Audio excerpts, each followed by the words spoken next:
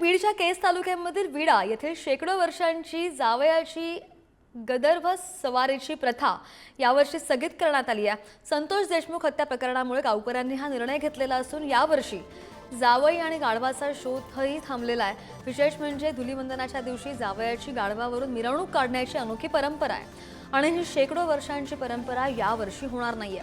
विशेष म्हणजे जावयाला हा वेगळा मान दिला जातो आणि ज्या गावामधून जावयाची घोड्यावरून मिरवणूक काढली जाते त्याच गावात जावयाची गाढवावरून मिरवणूक काढण्याची अनोखी प्रथा आहे। अधिकची माहिती कर आमचे प्रतिनिधी उदय नागरगोजे आपल्या सोबत आहेत। उदय, आपण पाहतो की वेगवेगळ्या राज्यांमध्ये वेगवेगळ्या ठिकाणी त्यांच्या रूढी आणि परंपरांप्रमाणे वारसा जपतायत। त्यांच्या रूढी आणि परंपरा त्या अजूनही परंपरेनुसार चालू आहेत। ही काहीतरी वेगळी आणि अनोखी परंपरा ऐकू आलेली आहे, समोर आलेली आहे। काय नेमकी ही परंपरा आहे? 100 वर्षांपासून चालत आली आहे। नक्कीच आपण जर बघितलं तर बीडच्या केज तालुक्यातील विडा हे गाव आहे आणि या गावामध्ये गेल्या अनेक वर्षांपासूनची ही परंपरा आहे।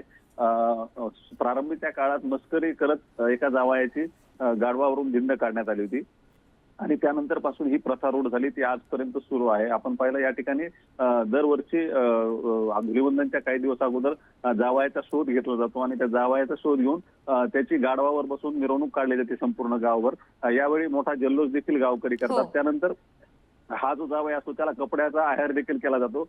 परंतु यावर्षी संतोष देशमुख यांची जी हत्या झाली ते गाव जे आहे मस्ताजोग ते या विडा गावापासून जवळच आहे आणि मग त्यांच्या दुःखामुळे ही प्रथा यावेळी रद्द करण्याचा गावकऱ्यांनी निर्णय घेतला होता आणि त्यानुसार आज ही प्रथा या ठिकाणी पार पडणार नाहीये। यापूर्वी कोरोना काळात एक वेळेस हा जी प्रथा आहे, ही जी प्रथा आहे ती बंद ठेवण्यात आली होती। त्यानंतर संतोष देशमुख यांची हत्या झाल्यामुळे आता गावकऱ्यांनी शोक व्यक्त करण्यासाठी ही प्रथा यावेळेस बंद ठेवण्याचा निर्णय घेतला होता।